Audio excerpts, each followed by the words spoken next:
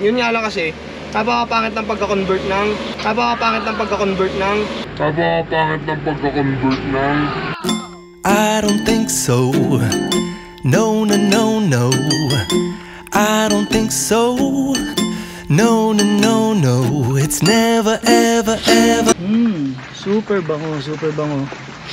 Amoy kape.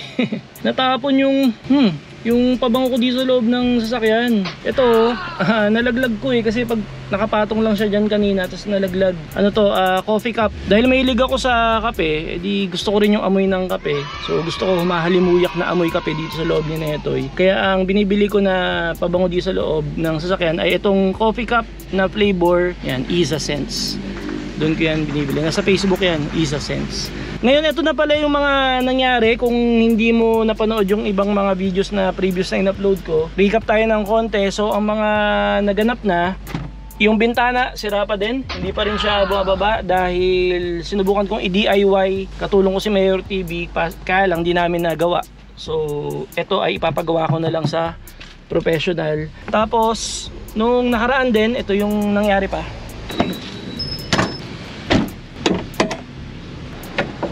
Aluminum na yung radiator natin. So super tibay na yan, tsaka fresh na fresh aluminum, full aluminum na radiator for DE17.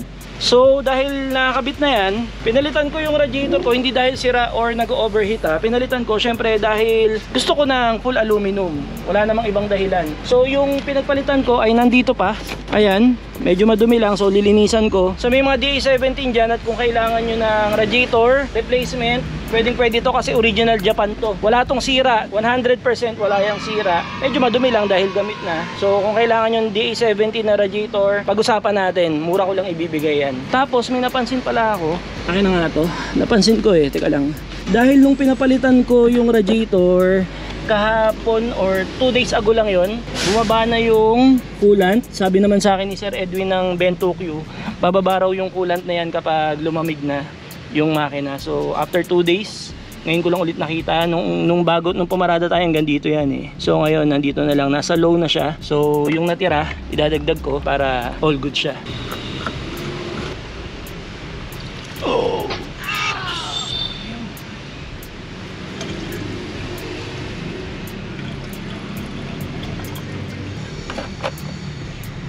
Tapon. At least marami-rami pa rin yan. Napanood ko sa YouTube, ganun daw ang tamang pagsara ng hood ng mga sasakyan. Hindi raw yung ibababa mo tapos didiinan kasi mayuyupi daw yung hood. So medyo ibabagsak mo lang siya ng konti para kusa siyang mag-lock. Tama ba yun? Paki-comment ka sa comment section kung tama o mali. Isa sa pinaka-importanting update na nangyari dito kay Netoy, sabi ko naman sa inyo, unahin natin yung safety at comfort ng mga sakay natin dito kay Netoy. Syempre pamilya ko yan, dapat safe sila at komportable sila. Meron ng ayan, seatbelt dito sa second row. Galing itong seatbelt kay Dodong Laagan din sa Davao, Surplus TV. Tapos pinakabit ko kay Sir Edwin ng Bentokyo. Dito na yan sa Malinta, Valenzuela. So meron ng seatbelt dito, pang DA17 talaga yan. Para kay Mami, dito siya nakapwesto. Tapos syempre kay Scarlett, may seatbelt na rin yung kanyang car seat. Ayan, so safe na safe syempre yung pamilya ko kapag may seatbelt. Napaka-importante ng seatbelt sa mga sasakyan. Kapag malayo yung biyahe o kahit na malapit, kahit konting-konti lang, di natin alam kung ano yung pwede mangyari, di ba? So kailangan unahin natin yung safety, lalo na kung pamilya natin at mahal natin sa buhay, yung sakay natin sa minivan. Safety and comfort. Safety. Syempre yung roof rack natin mataas na. Ang purpose ko niyan is para madali rin siyang linisin, kaya tinaasan natin yung roof rack ni Netoy. Tsaka yung luma kasing bracket, masyadong mababa, nakadiin sa bubong yung crossbar.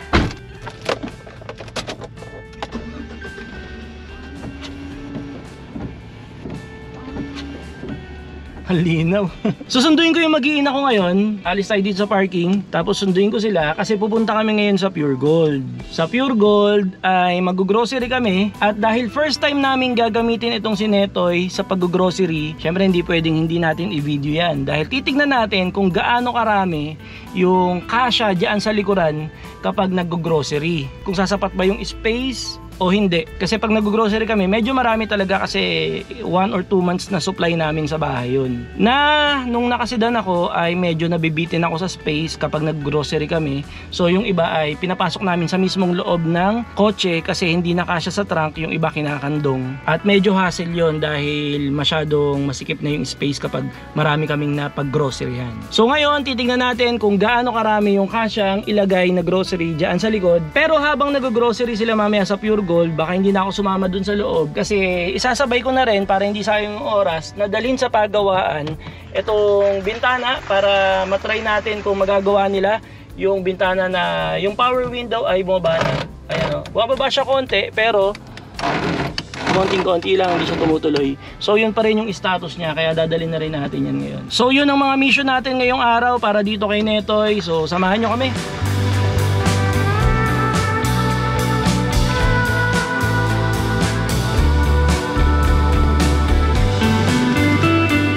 Hintayin ko lang sila na dumating dito tapos alis na rin kami. Ayun na sila, parating na. Scarlett! Sino to? This is? Netoy! Color? Blue. Color blue, good job! High five! Tuwa po siya. Netoy! Ah, you want to go up? Oh, let's go. Let's go inside na. Let's go inside. Subing lang yung sa likod. Ay, sa likod? Hindi yung ano, yung... Teka lang, maputik eh. Wala kang ano. Okay lang yun. Ah, wait, talagay ko siya doon. Wait lang. Wait for Papa daw. Wait for Papa.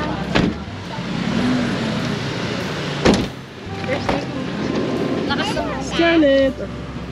Mabakit siya.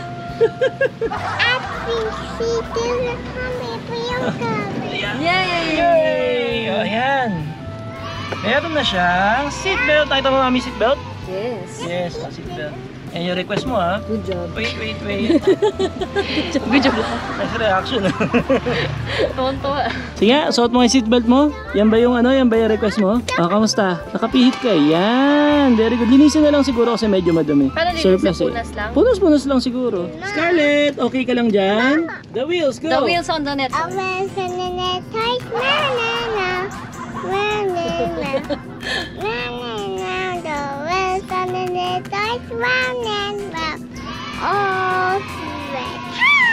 Good job! Yay! Si Scarlett, paborito niya yung The Wheels on the Bus. Pinapalitan niya yung bus ng Netoy. So The Wheels on the Netoy yung ginagawa niyang lyrics nung kanta. Tara, let's go. Pink, pray ka muna. Mami, marami ka bang i-grocery? Ay, Ha? Marami? Ano nga, marami o hindi? Marami kayo i-grocery. Madami! So may chance na baka hindi magkasya sa likod. Posible. Possible, tingnan natin. Kapag nakalagay. May mga kahon-kahon pa tayo. Sige. Tingnan natin kung kasya sa likod ng minivan o sa likod ni Neto yung mga grocery na bibili natin. Okay? Yay! Tara gumising at bumangon, yan ang una mong hakbang. Mas lamang yung kumikilos kesa sa nag-aabang. Bakit? Bakit katuwanan nyo? Paano daw po siya yung pa-injection na labi? Bakit? Kasi matama sa ilong ko eh. So, magpaparan ako labi. So gagaya mo si Tony Fowler. Gusto ko yung heart shape. Oh, no skip ads ha. Pag daw ano, yumaman kami. Ano ang tawag doon? Heart shape na nguso? Lip filler. Para ko nga pa yung labi. Uy, baka seryosohin tayo ng mga yan ha. Biruan lang po ha, biruan lang. Sinama lang namin kayo sa biruan. Sinama lang. Pwede naman. Nag-disclaimer na ako. Binawi mo pa rin. So, mapa-opera ka talaga pag yumaman tayo? Hindi opera yun na. Anong tawag doon? Injection lang po yun para ano. Anong tawag doon? Lip fillers. Ha? Anong lip fillers? Kasi gano'n, tutusukin yung labi mo hindi. Para? Para kumapal. Para mas ma-define yung Mami, alam mo, you are amazing just the way you are. bibiruan tayo tapos wala. Hindi pa mahalaga ang pera sa mundo. Ano mahalaga? Ano mahalaga? Ha? Ano mahalaga? Pagpamahalan. Yeah. Ano na? Kapayapaan, world peace, ano pa? Pagtutulungan. Yan. May mga libreng sakay oh. Dahil nga ano no, dahil bagyo, may mga libreng sakay. Yan, ganyan kami dito sa Valenzuela, may mga libreng sakay. Dito sa Valenzuela, dahil nga medyo mababa yung lugar namin, sanay kami sa mga baha-baha, may mga libreng sakay. Bye Scarlett, see you later!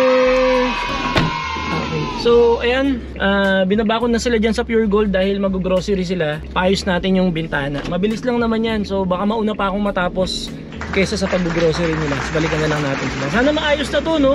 At sana kable lang yung dapat palitan kasi kapag yung buong kit ang dapat palitan, wala akong budget para doon. So, pag-ipunan pa natin yun. Sana yung kable lang talaga yung kailangan natin palitan. Okay, tawid tayo sa kabilang lane. Dito lang yan. Maraming gawaan dito, mga auto supply, mga mekaniko, dami dito, mga auto shop.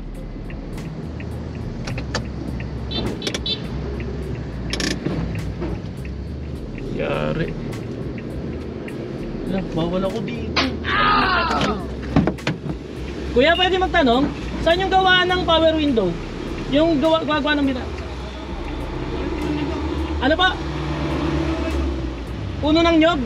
Thank you, thank you. Nasa puno ng nyog.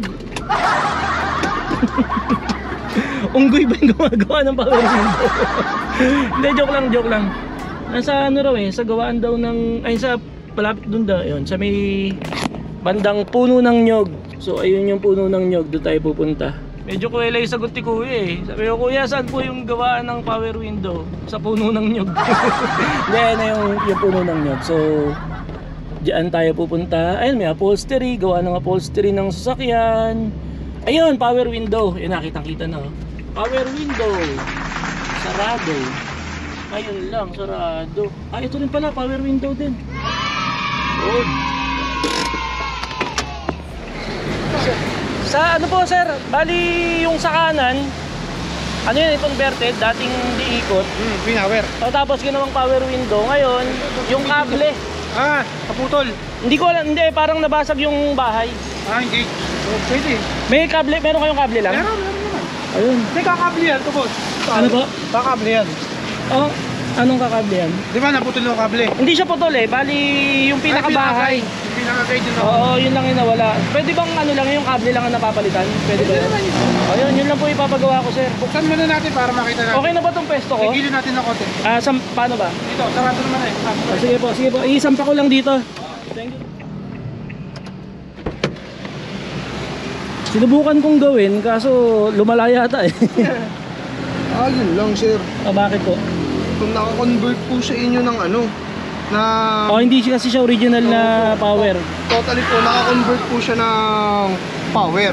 Opo. Ang power po nito sir is universal po. Oo nga, universal. Universal power po. Ang mangyayari po dito sir, buo na po yung papalitan nyo. Buong kit? Buong gano'n po. Kaya po tinawag natin na universal sir. Hindi siya obra na kable lang. Hindi po Yun yung papalitan ng kinakatakot kable. ko eh. Magkano yung ganun boss? Usually sir, wala tayo nito. Ay patay. Mangyayari to, ima-manual mo lang to ulit. Para lang gumana.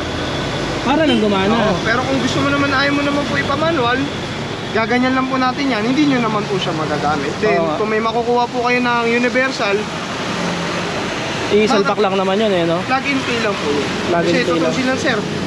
Bakit po yung pagka-convert ng power nyo? Kasi dapat po, nagpa-convert po kayo ng power, O ganyan na kasi yan yung nakuha ko. dapat po yung ano na talaga, yung may motor. May motor naman po siya. Usually, yun nga lang, universal. Mangyayari po, magagana po natin yan pag tinanggal to. Ito, yan. Tatanggalin lang po, mamamanual nyo po yan. Pero kung ayaw nyo po na manual, papalitan nyo po itong bago.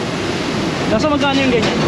Wala tayong estimate, pero mga nasa 2.8 yan. 2.8 isang side lang? Isang side ito lang. Masakit, wala, wala tayo nito, sir. Oo.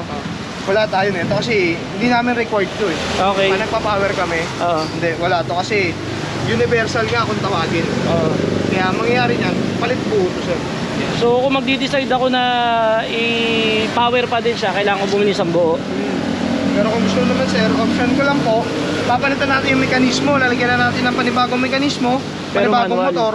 Panibagong motor.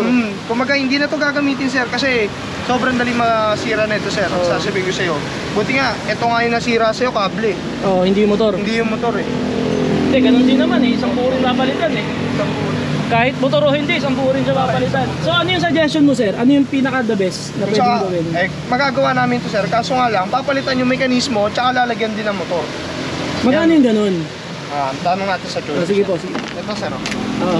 Tanggal to. Ito mismo yung manual niya. Oo. Tanggal lahat yan, sir. Di na po universal. Okay. Kumaga, Japan surplus na po, original. Japan surplus? Yes po.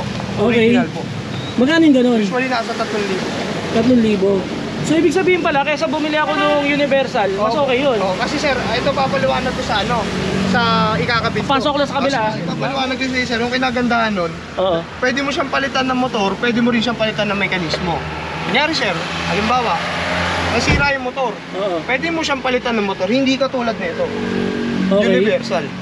Lahat pinapalitan. Pinapalitan lahat. Isang Pero buo. doon yung sa i-convert natin, mekanismo tsaka motor, Kung ano lang yung masira, yun lang ang papalitan mo. 3,000. Yun nga lang. Kasi tutusin lang sir, alam ko kasang gawa to. Saan? Gawang Banawi to. Agawang Banawi. Gawang Banawi to. Okay. Alos lahat nagaganyan sa Banawi, puro universal. Kasi sobrang dali lang nito sir eh. Ikakabit mo lang pa ganun yan. Oo. Tapos tornilyo lang, butas ka lang. Oo. Yan lang, okay na. Mapapower mo na If yan. ever mag-decide ako na pakabit yung sa suggestion mo, sir, na sa gaano katagal siya gawin? Nasa yung may isang oras lang din naman. Hindi aabot ng isang oras. Hindi abot na isang oras. Kasama na ba labor doon? Tama natin kabit sir, walang problema. Hindi, yung control. Ito pa rin ang gagamitin. Yan pa rin yung control. Opo, switch nyo pa rin gagamitin. Ang papalitan natin dito is motor tsaka mekanismo. Kasi ang tama lang naman talaga sa'yo is yung pinaka usually na tawag dito. Yung pinaka mekanismo niya ng motor, di ba kable? Oo.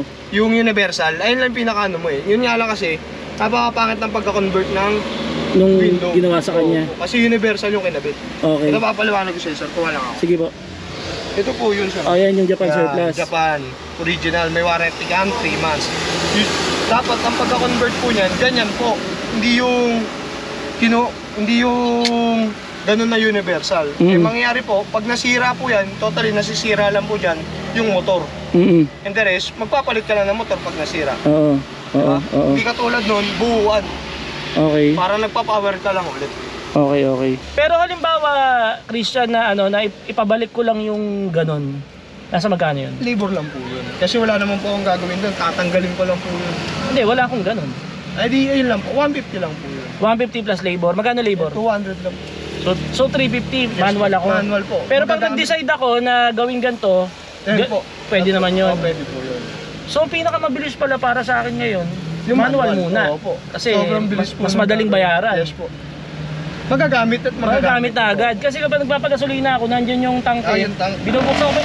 Kahit mo kanina, nakipag-usap ako, binuksan ko pa yung pinto. Ang hirap Hindi eh. mo binaba.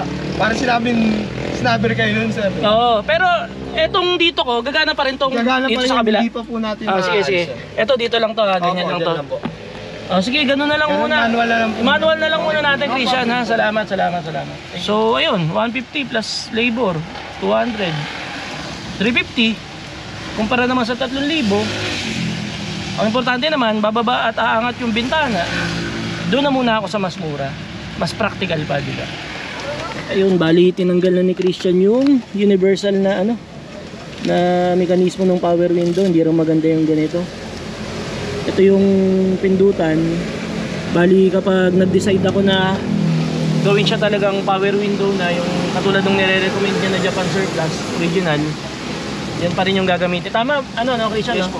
Ito pa rin yung gagamitin nating pindutan. So itatabi ko lang to. So switch. Talaga yung kulay nung niya, madumihin no? Gaya ng itim. So yung problema natin sa bintana, check na yan. Okay na yan. Wala na tayong problema dyan. Ka lang. Dami ah. Di ba gusto ba dami? Ang dami binili. Hindi, konti lang yan. Hindi lang yan? Oo, kalahati pala. Kala. Ako magbabayad nito eh. Ang dami nilang binili oh. Kalahati pa lang to. Ang bihira. Pagkakasyahin natin sa minivan yan.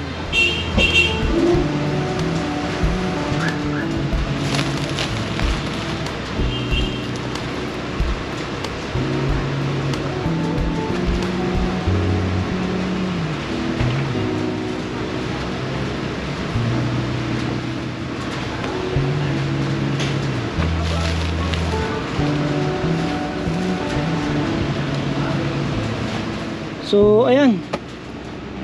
Confirmed. Kasyang-kasya sa likod ng minivan yung mga grocery natin. Ang grocery nito ay good for 2 months. Ayan. Yung mga yan. Ayos! Mag-merienda na kami.